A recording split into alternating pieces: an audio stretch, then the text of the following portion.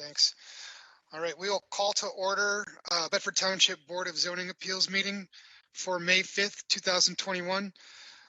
First, we'll do introduction of members and representatives. So we'll start with Mr.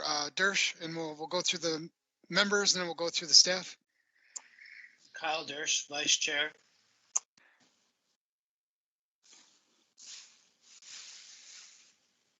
Go ahead, Mr. Anger. Matthew Anger, Planning Representative. Mr. Gore. Joe Gore, representative from the Township Liaison. And Jake Blake, Chair for Zoning Appeals and staff. Jody Rector, Planning and Zoning. That's Quail, Building Inspector. Katrina Ingram, Planning and Zoning. And Joe Goldsmith, Township Attorney. Thank you. And now we'll stand if you can and face a flag for the pledge. I pledge allegiance to the flag of the United States of America and to the republic for which it stands, one nation under God, indivisible, with liberty and justice for all.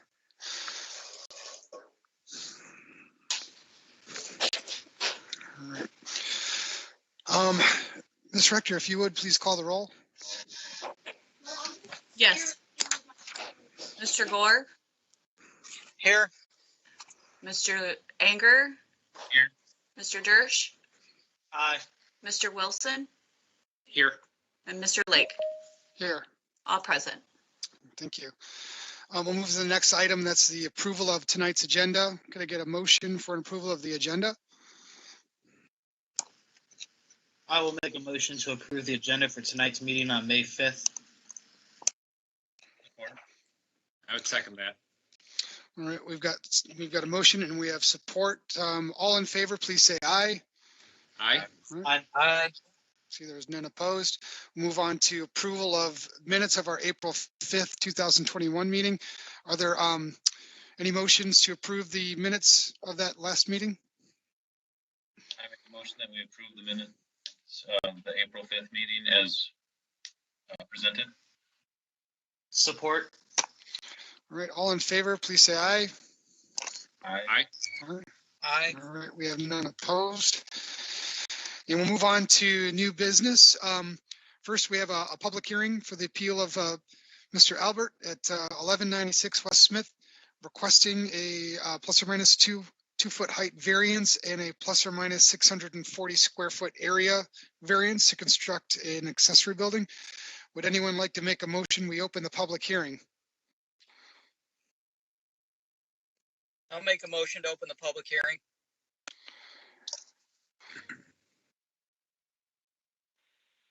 Great. We just need support and we're all set. I would second that. Support it. All in favor, please say aye.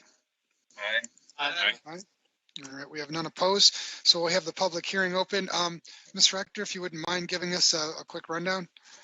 Sure. Again, the applicant is Brett Albert, 1196 West Smith Road, Temperance, Michigan.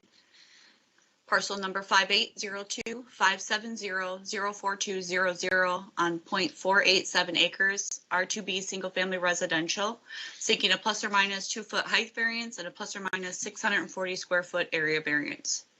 The applicant is seeking to construct a 30 by 48, 1440 square foot and 16 feet in height accessory building. Per section 400.1903 accessory buildings, a parcel having more than 0.25 acres but less than a half acre is permitted a maximum square footage of 800 square feet in area and a maximum of 14 feet in height. The applicant has indicated in the submitted letter, currently he is unable to store the camper behind the front building line of his home, and that is required by ordinance. His intention is to demolish the 20 by 20 existing garage and build an accessory structure for the storage of the 36-foot camper, which will be located further behind the home. The applicant stated the restriction by ordinance of 14 feet and 800 square feet in area creates a hardship as his camper requires a 12-foot front door height, and his intent is to provide storage for the camper inside the proposed structure. At this time, there have been no calls or letters of objection to the request. Should the variance request be granted, all variances required are a plus or minus 2 foot height variance and a plus or minus 640 square foot area variance conditioned upon submitting for a building permit to demo the existing garage. Thank you, Ms. Rector. I hear we have the applicant on the call as well, Mr. Albert, or representative? Yes, sir. Excellent. Yes, sir, I'm here. Is there anything else you'd like to add, Mr. Albert? No, she spoke it exactly correct. All right. Well, what I'll also do right now before we get into further discussion is see if there's anyone on the phone that has any comments about the proposal. If there is, just please state your name and address for the record. Okay.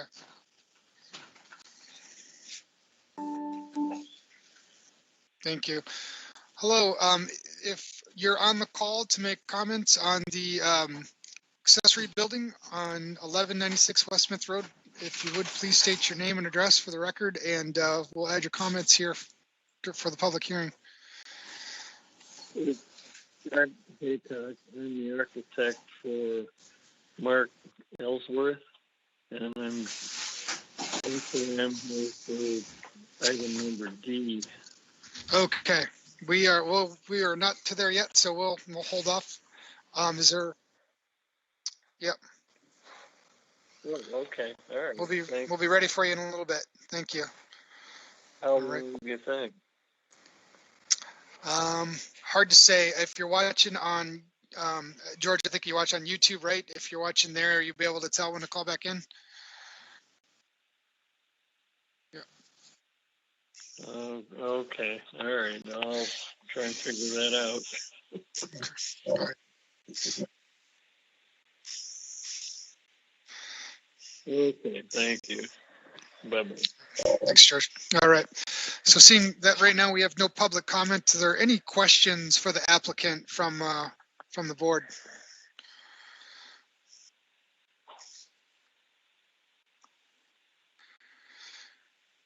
I think we have everybody on mute. Right. Ms. Rector? Oh, I believe you're on mute, Ms. Rector. Sorry. If there were no public comments to close the public hearing then. Oh, sure. Yes. I'm seeing we have no one on for public comments at this moment. Do we have a motion to close the public hearing? I'll second. Did we get a motion? I thought Ms. Rector made the motion. Oh, she cannot make the motion. Oh, I'll make the motion. There you go. And we got Joe's second. Excellent. Yep. We're good. All in favor? Aye. Aye. All right, we have none opposed. So the public hearing is now closed. So we'll open it up for discussion. Anyone like to start any discussion or any additional questions?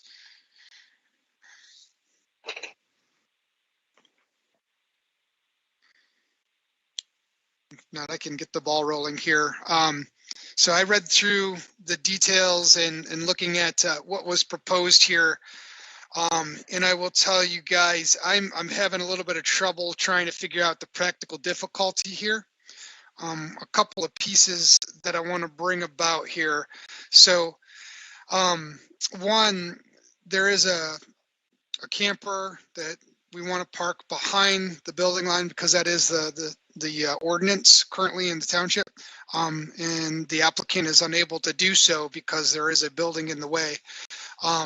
The proposal to demolish the building so that the camper can be parked behind the building, the front building line, would be accurate and wouldn't require a variance in this case, but the variance in this case is required because the applicant wishes to park their camper inside the building that was going to replace the current existing accessory building, which is too large for the area with which it is. In my opinion, at this point, the reason I'm having a tough time with the practical difficulty is because it seems like the difficulty is self-created, where if there was no camper, this wouldn't be an issue. Or if there wasn't a building currently existing to not allow the applicant to park behind the front line of their building, then there would also be no issue. So that's where I'm leaning right now, is just really trying to have a hard time finding the practical difficulty that wasn't self-created. Which this property is 0.48 acres. If you went to 0.50, you would need a variance. So 0.02 acres is the difference between him meeting a requirement and that. Okay. So, I'm sorry. Matt, could you have Dennis come closer to the microphone so the board members can hear what he said? Thanks, Dennis. What I was just pointing out to the fact is that he has 0.48 acres. And if you look at 0.5 acres, he wouldn't need a variance. So really his lot is a larger lot. He just falls into the slot of the smaller building. So he would not need a variance. He's 0.02 acres short to not need a variance. Does that make sense? That makes sense. And I do agree with that. I think we've seen this come up over the years of similar scenarios. And if he does get to that 0.5 acre, he would be allowed 2,500 square foot. So that 0.02 acres is the difference of quite a larger building, and he's not asking for that size of a building. We're kind of in the middle. There's still the height variance, and I think Mr. Anger's raising his hand, so I'll pause there. Mr. Anger? I was gonna say the alternative is you don't need a building and now you have a camper that sits out there. So I would rather see a nice structure that is close to meeting the requirements anyways, as opposed to just seeing a camper sitting in the yard. So, and that's my kind of thought on that.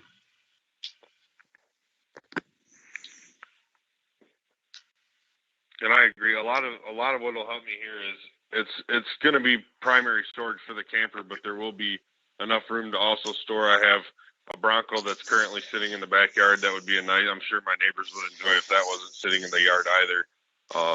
There's other stuff that will help with storage to get, other stuff inside to help clean up my yard and make it look nicer as well.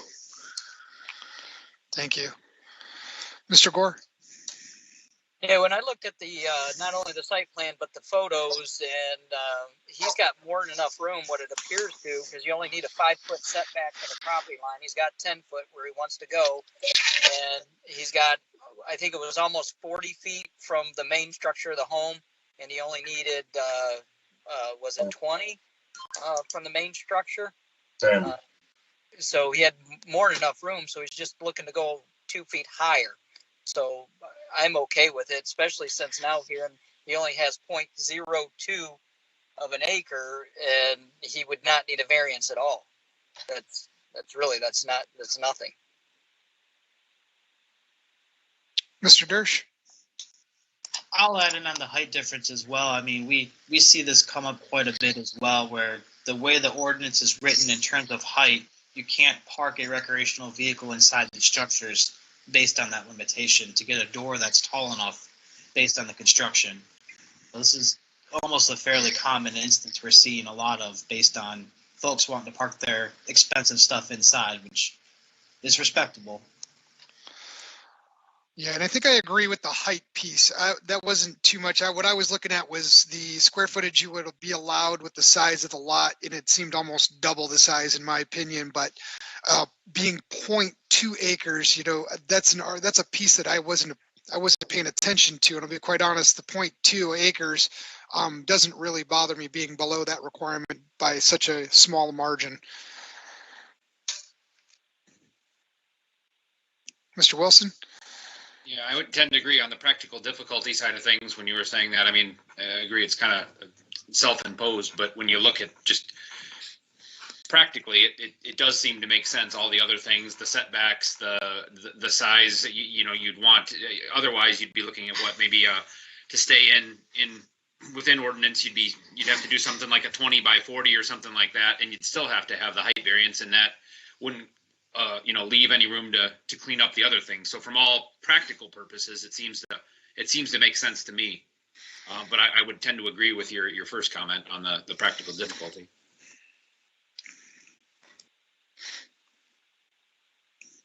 All right. Had a fair amount of discussion here. If there's anyone willing to make a motion or is prepared to make a motion, if we're ready to hear one.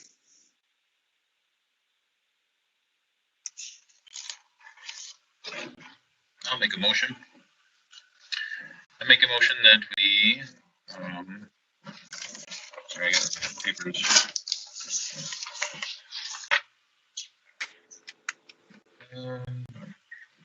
That we allow 1196 West Smith Road, Temperance, Michigan, a 2-foot height variance and a 640 square foot variance to construct a 30 by 40 accessory building on section per section 400.1903 in a R2B single family residential on land 5802-570-04200, otherwise known as 1196 Smith Road. Condition upon submitting for a building permit and demo of the existing garage. And based on that, the variance is only a 0.02 lot size difference, where he wouldn't even need a variance, and that it would help clean up the yard and be better for, I think, the surrounding neighborhood in general.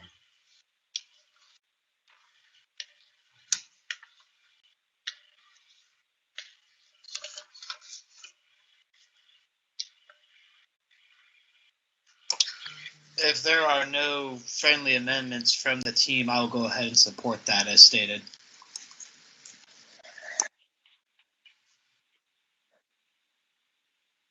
Mr. Lake, I think you're muted still. Thank you. Doesn't seem as if there are any friendly amendments, so I'll ask Ms. Rector if she'd call the vote. Yes. Mr. Anger? Yes. Mr. Dersch? Aye. Mr. Wilson? Yes. Mr. Gore? Aye. And Mr. Lake? Yes. Motion carried. All right. Thank you, everybody. Good luck, Mr. Albert. Thank you very much, guys. We'll move on. And we'll move on. To the next item of business here, and that is the public hearing for the appeal of Mr. Bonilla at 6259 South Dixie Highway, requesting a variance to construct a 24 by 38 addition and a 22 by 24 garage addition to a prior legal non-conforming existing dwelling. So if someone would, please make a motion to open the public hearing. I'll go ahead and make a motion to open the public hearing for the property at 6259 South Dixie Highway. Do we have support? I'll support. All right. All those in favor, please state aye. Aye. Aye. Aye. Because we have no nays, so we'll move on from there. Ms. Rector, if you would please provide the summary. Yes, the applicant is Jose Bonilla, 6259 South Dixie Highway, Erie, Michigan, 48133, parcel located within Bedford Township with the Erie mailing. Parcel number 580210103200, 7.199 acres, I3 general industrially zoned, and it's the variance to construct an addition and an attached garage to the existing prior legal non-conforming dwelling. The subject property consists of 7.199 acres, and the applicant is seeking a variance to construct a 24 by 38 living area addition and a 22 by 24 attached garage addition to the enlarge a prior legal non-conforming structure and an I3 general industrial zoning district. Per Article 19, General Provisions, Section 400.1902, non-conforming lots, non-conforming uses of lands, non-conforming structures, and non-conforming uses of structures and premises states. The intent is of this ordinance is to permit legal non-conforming lots, structures, or uses to continue until they are removed, but not to encourage their survival. Number 4, and non-conforming structures. Where a lawful structure exists at the effective date of adoption of this amendment of this ordinance that could not be built under the terms of the ordinance by reason of restrictions on area, lot coverage, height, yards, or other characteristics of the structure, or its location on the lot, such structure may be continued so long as it remains otherwise lawful, subject to the following provisions. No such structure may be enlarged or altered in a way which increase its nonconformity. Such structures may be enlarged or altered in a way which does not increase its nonconformity. Should such structure be destroyed by any means to an extent of more than 60% of its replacement cost, exclusive of the foundations, it shall be reconstructed only in conformity with the provisions of the ordinance. Should such structure be moved for any reason, for any distance whatsoever, it shall therefore conform to the regulations for the district in which it is located after it is removed. While the proposed additions to the dwelling meet all required setbacks, and Dennis Kohler, the building official, can speak on those, the existing dwelling is a prior legal nonconforming structure, thus requiring a variance to enlarge the nonconformity.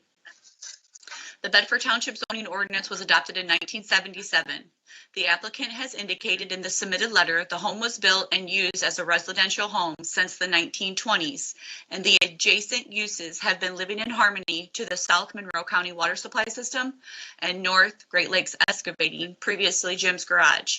The applicant has stated due to expanding their family, there is a need for an additional bedroom, first floor laundry, currently in the basement, a bath on the first floor, only one bath located on the second floor, and a desire for an attached garage for the safer entrance to the home.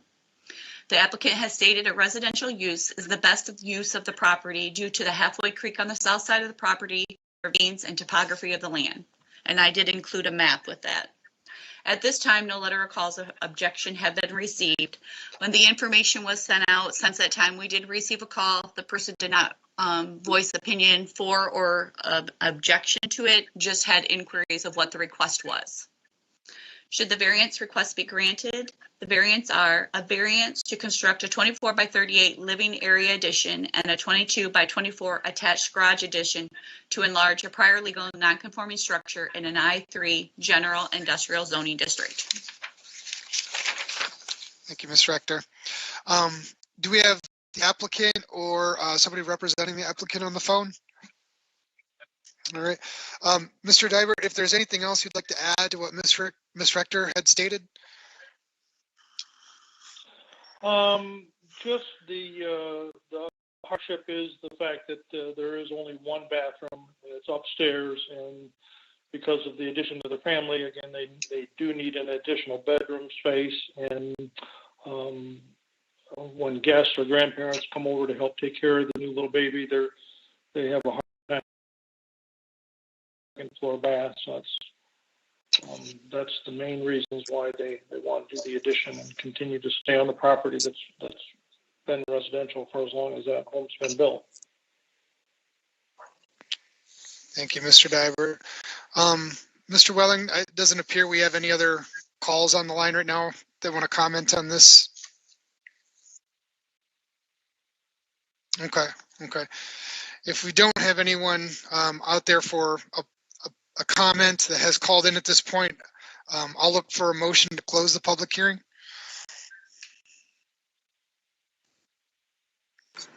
I'll make a motion to close the public hearing. I'd second that. All right, all in favor, please state aye. Aye. Aye. All right. So next, what I'll do is open it up for any other discussion that we'd like to have on the property. Or any questions? Mr. Yes. Chairman, if you don't mind, I'll start it off. So here's how I've evaluated this. First of all, it's not necessary for the applicant, in a case such as this, to prove a hardship or a practical difficulty. The board has to only focus on whether or not to increase what is a prior legal nonconforming use.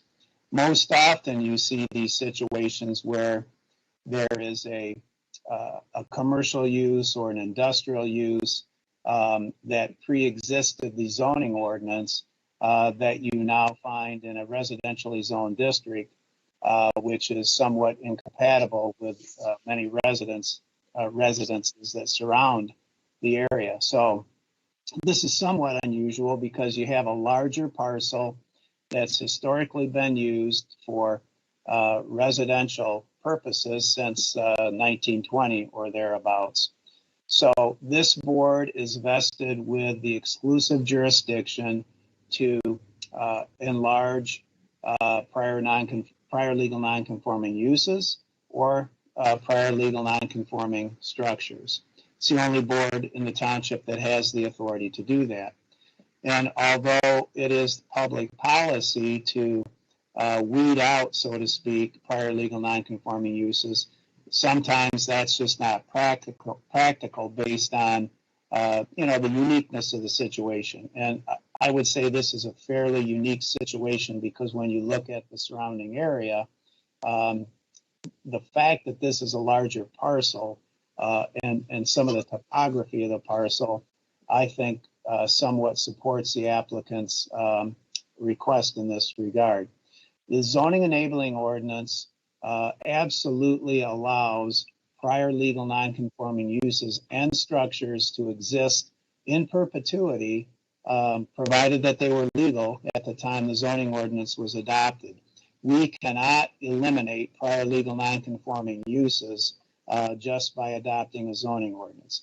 So I think you just have to look at the uniqueness of this particular application. And if you follow our ordinance, and I'll paragraph 4, subparagraph, let me get to the right one here. Subparagraph A states no such structure may be enlarged or altered in a way which increases its nonconformity.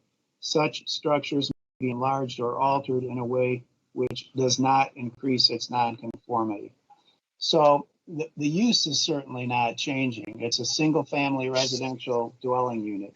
Increasing the size of the structure really does increase the nonconformity unless the applicant were going to try to move another family in here or make it into a duplex or do something like that, is staying as a single family residential dwelling unit. So I'm not expressing an opinion one way or the other. I just wanted you to be aware of what this board normally deals with when dealing with dimensional variances. So that's all I have to say. Thank you, Mr. Goldsmith. Any other additional comments or questions?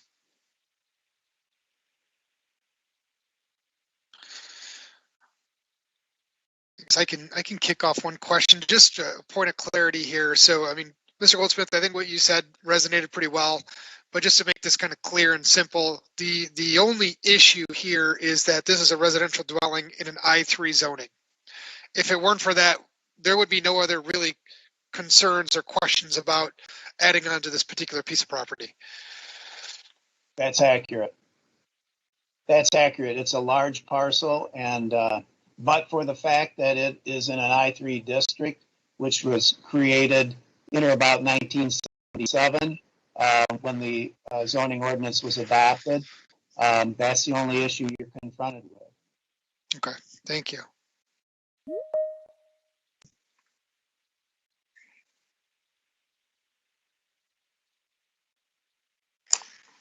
I guess I'll hop in here. Based on the information from Mr. Goldsmith, I would tend to be in favor of the proposed changes to the lot and the home on that lot.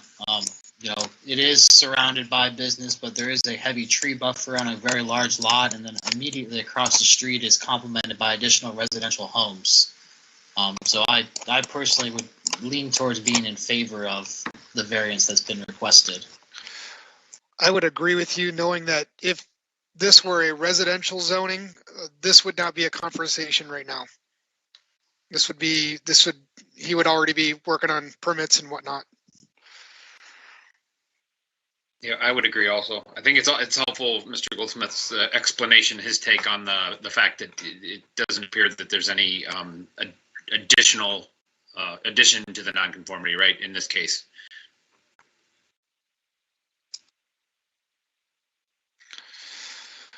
Seems like we do have some consensus here. If there is a motion, be willing to entertain the motion at this time. Mr. Chair, I'll go ahead and make a motion on this one. We'll go ahead and make a motion to approve the variance for the subject lot at 16 6259 South Dixie Highway in order to construct a 24 by 38 living area addition and a 22 by 24 attached garage addition, which is enlarging the existing structure on a prior non-conforming I-3 lot. However, this is subject to not increasing the nonconformance in ways such as adding additional families, turning this into a duplex or some other rental property, etc. That would be subject to paragraph 4, Article A of the zoning ordinance. We have a motion. Do we have support? Support. All right. We have support now, Ms. Rector, if you would please call the vote. I'm sorry, did Mr. Anger support that? Yes. Okay, Mr. Dersch, Oh, you're on mute, Mr. Dersch. Aye. Mr. Anger, Yes.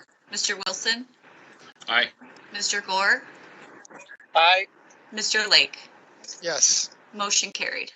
All right, thank you. Good luck, Mr. Thank you. Divert and Mr. Bonola. Thank you for your consideration. Appreciate it. All right, we'll move on to the next item, which is a public hearing for the appeal of Ray and Audrey Bashaw at 10366 Lewis Avenue, Temperance, requesting a variance for a 4-foot fence requirement for a pool to install an in-ground pool with a power safety cover. If we would, do we have a motion to open the public hearing?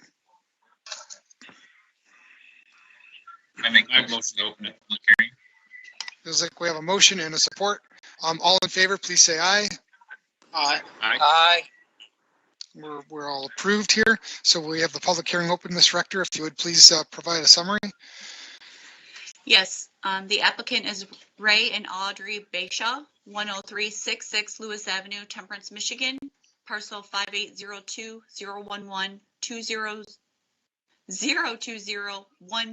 on 10.67 acres agricultural zoning district. The applicant is seeking a variance for a 4-foot fence requirement for a pool to install an in-ground pool with a power safety cover. Per section 400-901-14F in an agricultural zoning district states, for the protection of the general public, all areas containing swimming pools shall be completely enclosed by a fence of not less than 4 feet in height above the surface of the ground.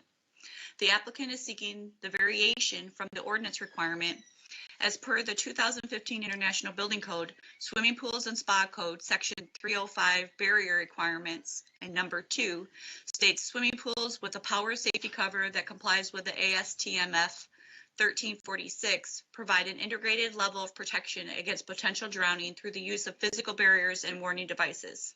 And I have included that portion of the building code for your review.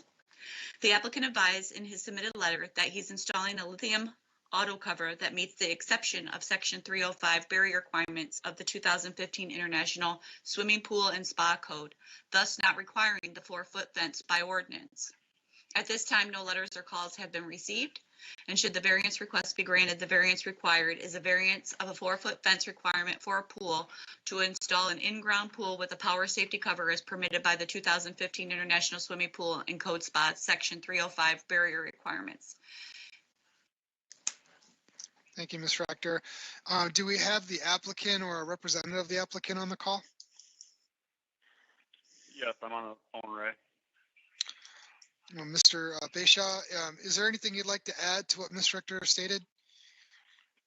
No, that was flawless. I'd like to say hi to everybody tonight. It's a nice evening. So my hardship, I guess, is my contractor that's installing my pool said that with this auto cover, I would not need a fence. He has installed multiple covers in the state of Michigan and Ohio with this auto cover, and a fence was not required. And apparently he's never installed one in Bedford Township for this. But my hardship is this auto cover is extremely expensive, and honestly, I'm at top of my budget for this. So to construct an elaborate, nice-looking 4-foot fence in the middle of my backyard, as Ms. Rector stated, it's 10.56 acres I think that I have here. I lease 18 acres from Consumers Energy, which borders my property. not a house within 1,000 foot of my pool. Again, it's in the middle of my backyard. You can't see a house from my backyard. I have cameras all around my house, and I get alerts when something crosses that. So I would be aware if a child was walking to my pool, which my pool would be covered if I'm not in there either way. But I just feel as if it's not necessary because of the auto cover, because it's safe for kids and dogs, and there's a picture of an elephant walking across this cover. That's all I have to say. And I do have it already insured through my insurance company without a fence. Okay. Thank you, Mr. Bashaw. See, do we have any public comment, Mr. Welling? Do we have any other callers on at this point? Okay. Seeing we don't have any public comment at this point, I'll entertain a motion to close the public hearing. I'll make a motion to close the public hearing. All right. Do we have a support? Yeah, I'd support that. All right. A motion support. So we'll take a quick roll call. All in favor of closing the public hearing, please state aye. Aye. We have none opposed, so we'll close the public hearing and we'll open for discussion or additional questions.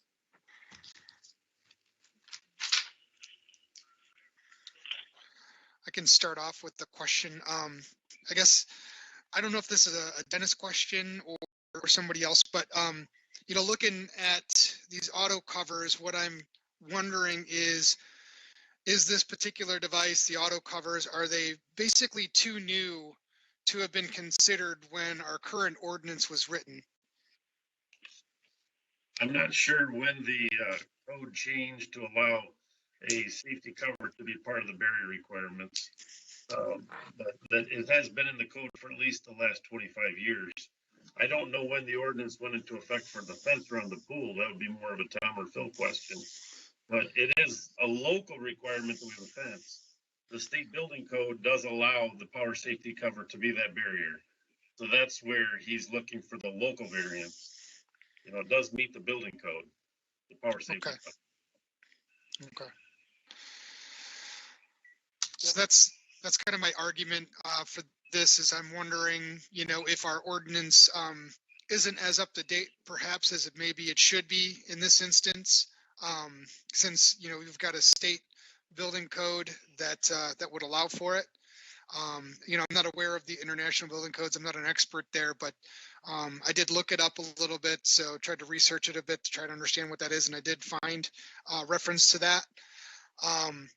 To that point, I'd definitely be willing to entertain it when I think of, if a fence is not, if a gate is not closed at a fence, anyone can wander in there just as if a cover happened to be open and not closed as well. So I think it's almost the same instance in this case. It would have been nice if we would have had the overlook of the properties in this instance, because you cannot see another house from his backyard. It is one of the most remote properties I've ever been on in the township. So in a subdivision, I think the board shouldn't really look at, relaxing a fence requirement. But out in this situation where he's out in the middle of nowhere, makes a little bit more sense. But so I don't think the ordinance really should be changed because I think that safety is needed for the pools. But in this instance, I can understand that one to put the fence up. Mr. Dersh? Yeah, I think this question is more geared toward Mr. Kohler. Now, I understand that the fencing ordinance does require a self-closing and self-latching gate. Now, I guess the consideration for this cover is it probably doesn't operate in that same manner, that if it is left open, anyone can access the pool. And is there any sort of monitoring or way of protecting that? I know looking at the company's website, there are touchpad, keypad options, and, we'll call it smart home type features that do provide a little bit more security, but it looks like if it's left open, it's left open at that sense, where a fence is positive closure and prevents them from accessing it. Mr. Kohler, you're on mute. I believe this is this pool cover has a lockable switch so that kids can't open the cover, that the adults with the key have the access to the pool. So, but that's the only thing I know about that's right here. I don't know if Mr. Bashaw is still on. Perhaps he might be able to provide a little bit of commentary on the cover. Yes, absolutely. As Mr. Kohler was saying, there is a lockable thing on there for the keys that nobody can operate this auto cover without the key. So it's either closed or it's open. When it's closed, it's locked, and I or my wife has a key. And we also have the option, for whatever reason, if we wanted to, would be to open with the smartphone or the capability of smart features to open and close the cover as well by our phone. And again, I do have cameras all around my house and my property to be assured that there's nobody in it without me knowing. Thank you, Mr. Bashaw. Absolutely. Mr. Anger, do you have a question? Does this have the water sensor where if someone falls in it as well, that if the cover is open and you weren't aware, that you would know that someone fell in the pool? I'm sorry, I didn't hear that. Does this have the water sensor where if something falls into the pool, if the cover's open, that you would be notified of that as well then? Like an alarm or I do not believe so. I don't want to, I guess I'm not knowledgeable enough on that because I don't have it actually installed yet. But I know that I do have all the bells and whistles that comes with it. So if it does, I've got it, but I don't want to say that I do or don't, so I'm not sure of it.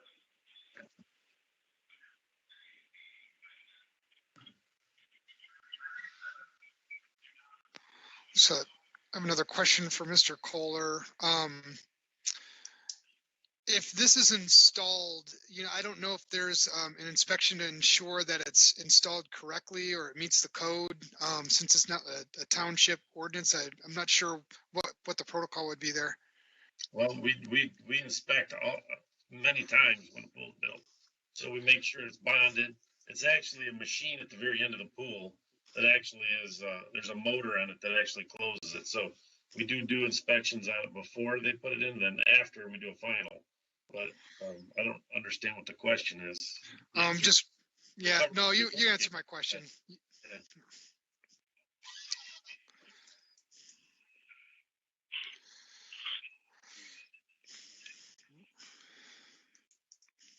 Any other questions or potentially a motion at this point?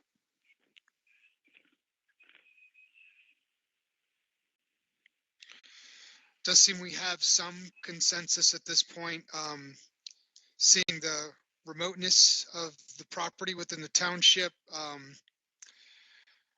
Then also some of the safety features. We've got the Michigan Building Code as well, and the International Building Code.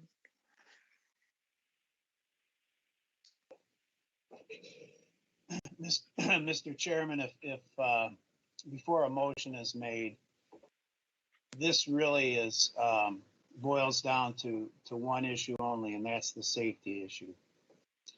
And so all of us can think of scenarios where a 4-foot chain link fence is easily scaled by even a small child. And gates are oftentimes left open. I think one of the board members stated that. So this device seems to provide safety, provided it's used properly by the owner and it's kept closed at all times when the pool is not in use. Only then is it effective. So I would caution the board, if you're inclined to grant the variance. I'll back up a minute. It's really not a hardship or a practical difficulty issue at all. It's a safety issue. And our ordinance is written to provide safety, but so too is the building code. That is written to provide safety, and that provides a recognized exception to the fence requirement if you install one of these safety covers. So I would just make sure that any motion identifies the uniqueness of the situation, because as Dennis stated, that this may not be acceptable in a platted subdivision where it might be considered acceptable on a large lot that is remote to other homes and perhaps more remote that a small child might wander into the area. So as we've said many times before, each situation should be measured on its own unique set of facts and circumstances. So and so that there's no precedential value that runs to the next application. So be mindful of that when you make a motion. I guess that's all I have to say on it. This thing revolves only around safety, and I can see where this cover could be considered a better safety measure than a fence, provided that it is faithfully closed every time that pool is not in use. Thank you, Mr. Goldsmith. Mr. Gore, your question, comment? Yeah, this is going to be more for Phil. If we grant the variance tonight, Phil, what liability lies on the township if something foreseen happens where there's an incident? Child or whatnot gets in and the pool's left, the cover's left off. Are we on the hook because we granted this variance? I don't believe so, Joe, because it's a recognized exception under the state building code, the object of which is to provide safety for the residents of the household and of the neighborhood, of everyone in general. So because it's a recognized exception, recognized by the state, I'm not concerned about liability. A fence is only as good as the owner of the property. If you don't keep it properly latched and locked, it can be penetrated by a small child. Same for this. It's only as effective as the vigilance of the owner to keep it faithfully closed when that pool's not in use. So to directly answer your question, I don't think the township is opening itself up to any liability by approving the request, because it's a recognized exception under the state building code. If it were not a recognized exception of the state building code, we wouldn't even be having this discussion. I would tell you, don't do it because of liability. But because it's a recognized exception, I'm not concerned about liability to the township. All right, thank you, Phil. You're welcome. Mr. Anger? Just as a throw it out there option, when I was looking at putting a pool in, I have young ones, and I was going to do a fence and the cover and an alarm because I'm very paranoid. This cover seems very nice. I am worried about like very small children that shouldn't be in the property. I mean, I look at the property and it is out in the middle of nowhere, but it is next to a park as well. So there is a very remote chance. But if you added like a pool alarm, that way, if water was disturbed, if for some reason the cover was left off, I know I would feel more comfortable about it. And there, I was looking on Amazon, you can get them as cheap as $60, so it's not like a big bank buster as well. That can be made, as you know, this board statutorily has the ability to attach reasonable conditions to the granting of a variance request. So that could be made a condition, and I think that's a pretty astute observation by Matt to perhaps consider to make that a condition of any approval if the board is so inclined. That's a good point, Matt.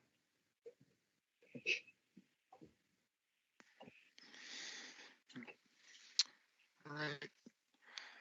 A lot of discussion. Is anyone ready to make a motion?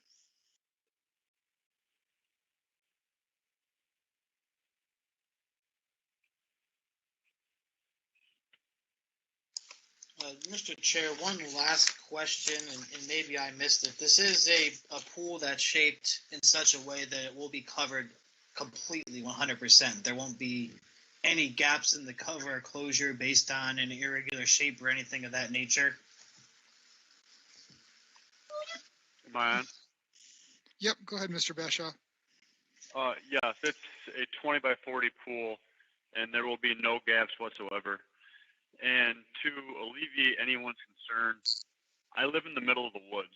So when I'm not in that pool, it will be covered because I don't want things falling off my tree, leaves, sticks, branches into my pool.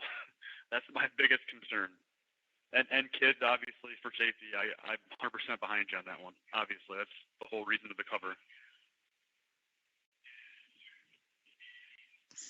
Thank you, Mr. Bashaw.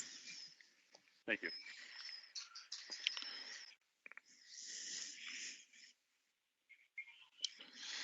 All right. Any other questions, discussion?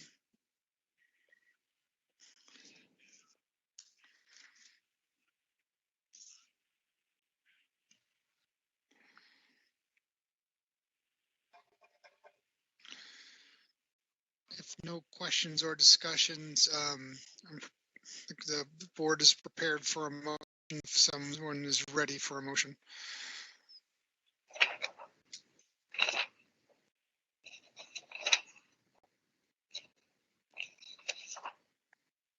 Just trying to write something down here real quick to I can take a stab at it, and we'd be open to any friendly amendments, so bear with me.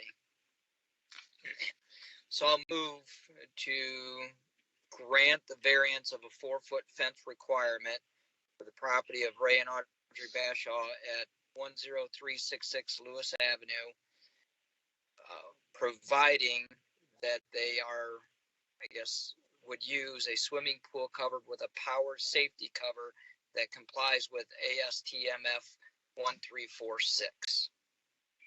Anybody would like to make an amendment with that?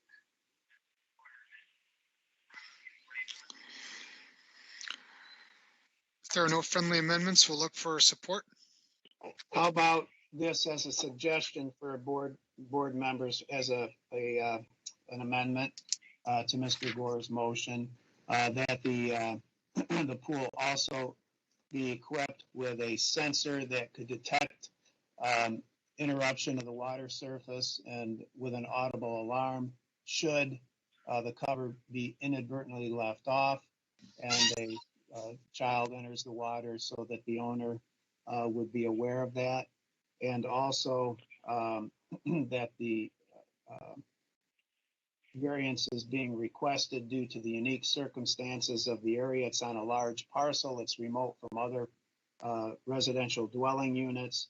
And I think that may cover it. Anyone like to make that amendment? I would like to make that amendment if Joe would agree. I absolutely agree with that. Is that support then, Mr. Anger? Yes. All right, we have a motion, we have support, we have an amendment. Ms. Director, if you would call a vote. Mr. Gore, Aye. Mr. Anger, Yes. Mr. Dersch, Aye.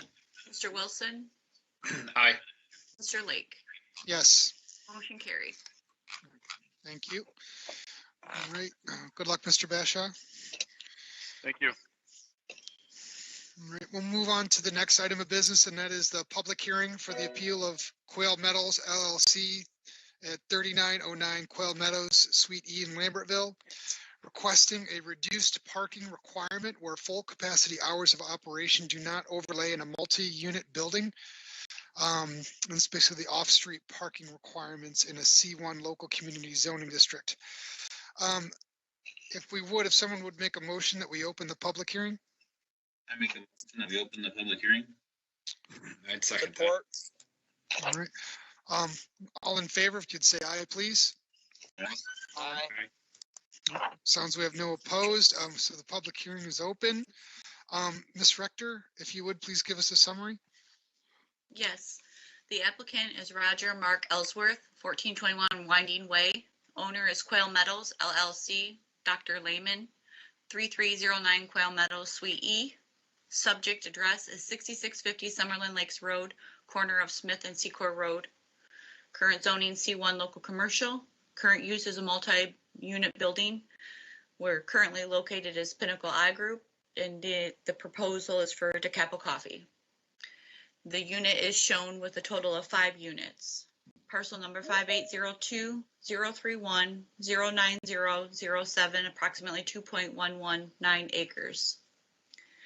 The site consists of approximately 2.119 acres, and on October 9, 2019, the Planning Commission granted site plan approval for Pinnacle I Group. At that time, the submitted site plan showed a total of 74 parking spaces, where 70 spaces were required by ordinance. It was discussed that the provided parking only included the identified medical use, and should a second unit use move forward, the site would require further review of the parking requirements on a use determined. The applicant has indicated the proposed use for the second unit will be DeCapo Coffee. The applicant has provided an updated diagram layout of the parking lot and traffic flow as a drive-through is being proposed on the west side of the structure. Planning and building departments have reviewed the submitted layout and during discussions determined additional directional signage, the possibility to move the order board to the north side of the structure, striping of the flow of traffic, arrows should be changed, and the possibility of some type of curbing entering the site to continue the traffic flow to a one-way and not through the drive-through lane has been determined and discussed with Mr. Ellsworth as a representative for the site. The site plan also shows a pickup window on the north side provided for Pinnacle I Group for glasses or contacts pickup only. The applicant is requesting a reduced parking requirement as the proposed use, the coffee shop, does not overlay with hours of full capacity. The applicant has advised DeCapo's flow of customers will primarily begin at 6 a.m. and will consist of 60% in the drive-through, 20% of walk-in customers, and 20% of online and phone pickup orders. The applicant indicated in the submitted letter that the rush traffic normally subsides around 9 a.m. And I believe that Mr. Ellsworth can speak further on that with his other locations. It should be noted that when calculated in accordance with the parking requirements as stipulated per section 400.1904 off-street parking requirements of the zoning ordinance, the following is required based on the square footage information provided to the township.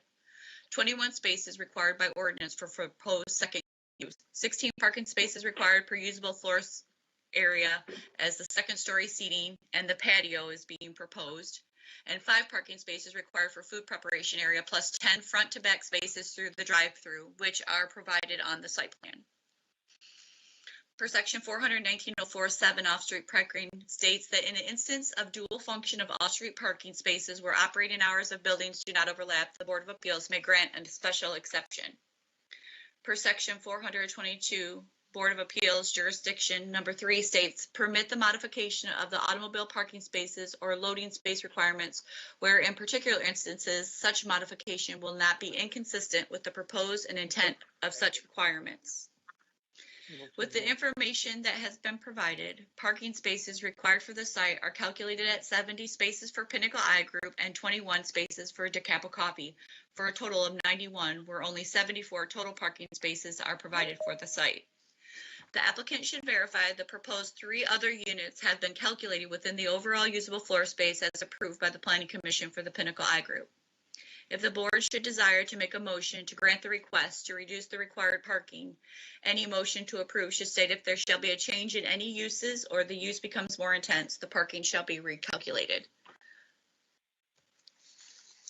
Thank you, Ms. Director. Thank Is you. there a representative of the applicant or the applicant himself on the call? Yep, I'm here. Was there anything you'd like to add to what Ms. Director had just stated?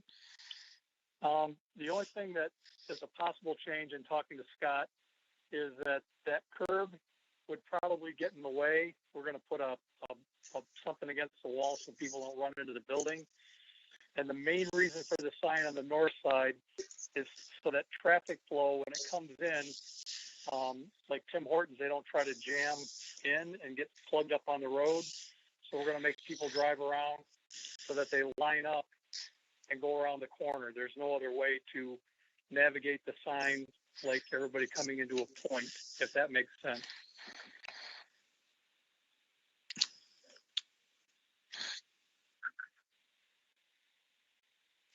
Thank you, Mr. Welling. All right. And I believe that was Mr. Ellsworth, correct, that made the comments? That's correct, and that should be my attorney or my architect calling in. Ms. Rector? I'm sorry. I just also wanted to let the board know that they will be going to the planning commission for the layout of the signage because they will have to seek a sign waiver for the sign for the patio. So that is why Mr. Ellsworth is discussing the site plan layout that I proposed to you, and that is why I advised in the packet so you understood where the 10 cars of the parking were going to be stacked along the building because the menu board was not proposed at the time the site plan was approved. So that is where the highlighted areas are. And so that's why he's probably speaking on that because he will be going to the planning commission for the signs. Thank you, Ms. Rector. Okay. Thank you, Mr. Ellsworth. And if we do have a comment, public comment, we are open for comments. Are there any callers who'd like to make a comment on the proposed or on the appeal for the Quail Meadows LLC parking requirement?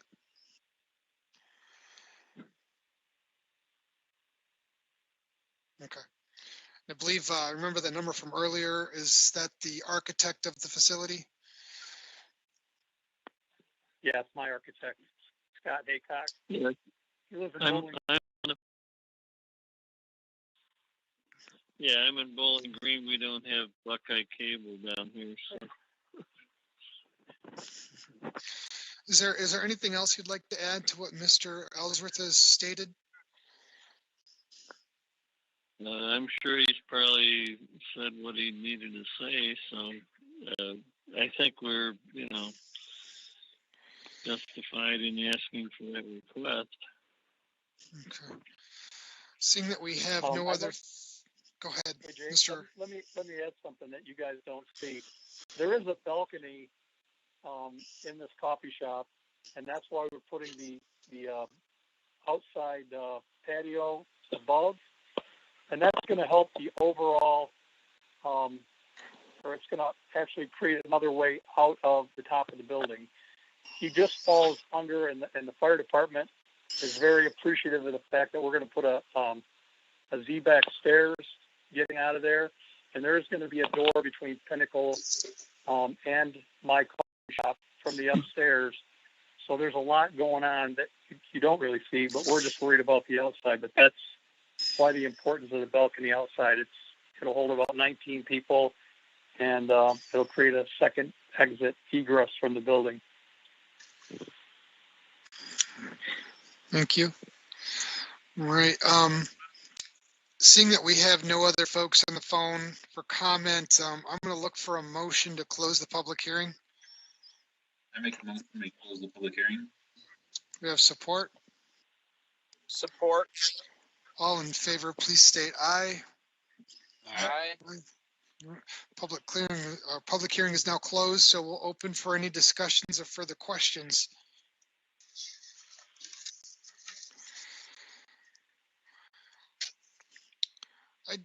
I guess I had a question, perhaps Mr. Ellsworth, you could answer. I'm not aware of the office hours for the Pinnacle I Group. Do you happen to know what those office hours are?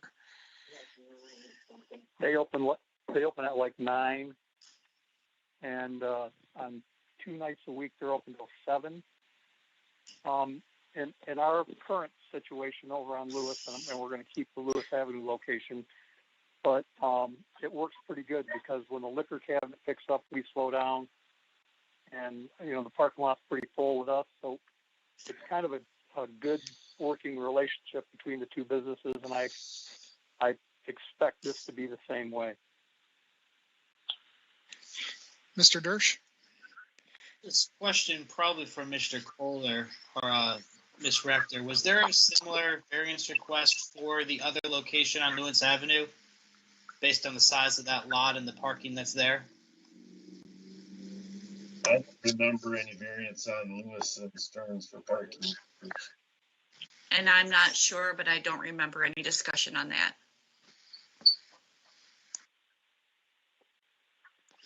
And are there more than just the I group and the Pinnacle I group and DeCapo's that are going to be in the building? I mean, I've been by the sign. I think there's a couple other businesses in the building, if I'm not mistaken. I know one other's a law office going in. Okay. No, Mr. Ellsworth, I don't know if you have that information. Yeah. Yeah, Jessica Pienta is going to be between the two of us. I think she's only asking for 2 sites, 2 car parking there. And there's Dr. Lehman's accountant works upstairs in her own separate office. And there's one other business office back in the back that can be accessed through the north door. There's very little else going on in there besides us. Okay. So basically PBO, like private business type things going on. Sounds like a law office, an accountant, and something else. Very small. Okay.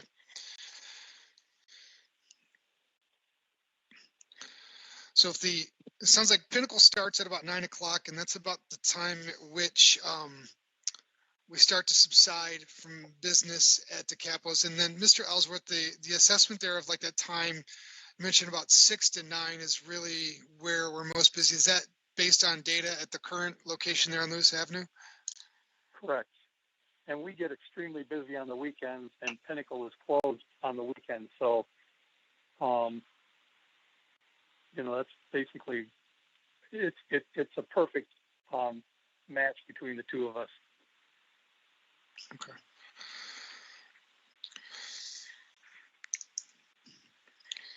And Mr. Chairman, you can also keep in mind, and this was at the end of Jody's presentation to you at the beginning of this appeal, that if the board should desire to make a motion to grant the request to reduce the required parking, any motion to approve should state, if there shall be a change in any uses or the uses become more intense, the parking shall be recalculated.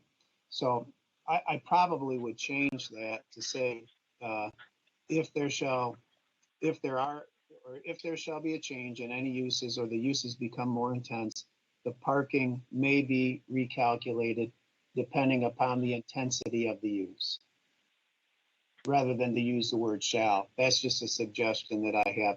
But that provides a planning commission and this board with an opportunity to recalculate if necessary. But based on prior experience at the Lewis and Stearns location and the peak hours of operation for DeCapo versus the peak hours of operation for the Pinnacle I Group, the request, at least in light of that data, seems to be a reasonable request. Thank you, Mr. Goldsmith. I just have one question, Jake. So Go ahead, the rendering, the orange color is a new curb that they're going to put in. That way people have to kind of follow through that and kind of go around the building as opposed to going out into the road. Is that what I was hearing earlier? Okay. That's when I originally I didn't see that, and that makes more sense now. So I like the idea. I think it. I've been to DeCapo and I've been to Pinnacle too, at their old locations, and it seems like the overlap works well with these two businesses. So I think the reduced parking would work well for these two businesses, or I guess the 4 businesses that are working on this. I had a question. Maybe this might be more for Jody. This is a C1. Just so I'm aware, as a for instance, let's play devil's advocate a bit here. If Pinnacle were to say no longer want to occupy that facility, what is some potential options for C1? Just so we kind of have that out there for the group here. It allows for restaurants that I'm going to read them down to you. General recognized retail businesses, seasonal outdoor retails, personal service establishments, office buildings, restaurants, or other places serving food, microbreweries, brew pubs, banks, post offices, childcare centers, and then other options with special approval. Okay, thanks. The reason I wanted to just make sure I was aware of that is I know some uses, so let's play a for instance that would require us to kind of relook at this parking lot situation. The more intense uses or the longer people stay would be more of a restaurant requirement. And I know that there's you got to have more parking spots for a restaurant as opposed to say a doctor's office in this case. Mm-hmm. So I just want to make sure that the group's aware that I think all the other uses are a less intense parking requirement. Mm-hmm. So if we're making a request here and we're saying this might need to be relooked at if certain things, say for instance, Pinnacle moves out and a new use goes in, really the heaviest use would be a restaurant and that would require the most amount of parking. So want us to think about that as we're looking at potential motions here. And also keep in mind, should those uses change and the building be redesigned through the building department, the parking does go by the usable floor space. So that would be dependent on the amount of usable floor space within a restaurant as well, and that specific amount of space for Dr. Lehman's office. Thank you, Jody. Mm-hmm. That would also constitute a major and or material change in use, which would require a revision to the site plan. So you have that protection built in as well.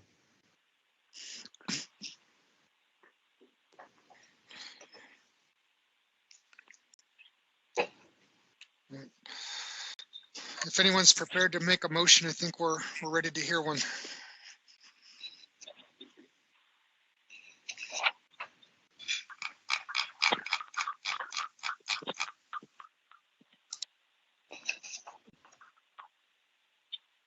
I'm willing to make a motion. I just need to figure out what the motion needs to, what is the variance that we're allowing from to be a total of 74 total spaces as opposed to the 91. Based on what I wrote down here, yes, I think you're correct, Mr. Anger. Okay. I will make a motion that we permit Quail Meadows LLC, 3309 Quail Meadows Suite E, Lambertville, Michigan, 6650 Summerlin Lakes Road, corner of Smith and Sequoia Roads, C1 local commercial, parcel number 5802-031-09007, to allow a total of 74 parking spaces for what is proposed now, and to also include what Phil said earlier in the if things were to change wording based on the conformity being the overlap of the businesses and the peak times and not needing as much parking for those scenarios. Do we have any friendly amendments and or support? I'll support it, but do you want us to read, I took notes and wrote down, or it's already written down, but added the ending that Phil did, or do we just going to use that as the amendment? Does that suffice if we have Matt reference what Mr. Goldsmith had stated? As long as our recording secretary, well here, I'll just read it again, and if Matt is happy with it, he can adopt it. If the board should desire to make a motion to grant the request to reduce the required parking, which the motion has been made, any motion to approve should state as follows. If there shall be a change in any uses or the uses become more intense, the parking may be recalculated depending on the intensity of the changed use. I agree. You support then, Mr. Gore? Okay, thank you. Yes. All right, we have a motion, we have support. Ms. Rector, if you call the vote. Yes. Mr. Anger? Yes. Mr. Gore? Yes. Mr. Wilson? Yes. Mr. Dersch? Aye. Mr. Lake? Yes. Motion carried. Thank you. Good luck, Mr. Ellsworth. Thank you, guys. Appreciate it. Have a great evening. You too. All right, Thank we'll you, Mark. move on to the next item of business, and that's public comment. Just looking there, it does not look as if we have anyone else on the call, so I'm going to say we have no public comment. We'll move on to the next, which is board and staff comments, and we'll start with you, Ms. Rector. The only thing I have is a reminder that we will be having a meeting in June. We do have an item already submitted for a request. And everyone have a good evening. Thank you. Mr. Goldsmith? Nothing for me. Good meeting. I appreciate the good discussion that this board brings to the table. Good meeting. Ms. Ingram? I have nothing. Have a good evening. Mr. Kohler? I have nothing but just time to celebrate some Cinco de Mayo, the margarita. Sounds good. All right, Mr. Dersch? No comments on my end. Mr. Anger? Nothing in hand. Mr. Gore? No comments. Just everybody have a good evening. And Mr. Wilson? No, nothing for me. Thank you, though. I have no comments either, so I will look for a motion to adjourn. I make a motion, we adjourn. Support. All in favor? Aye. Aye. All right.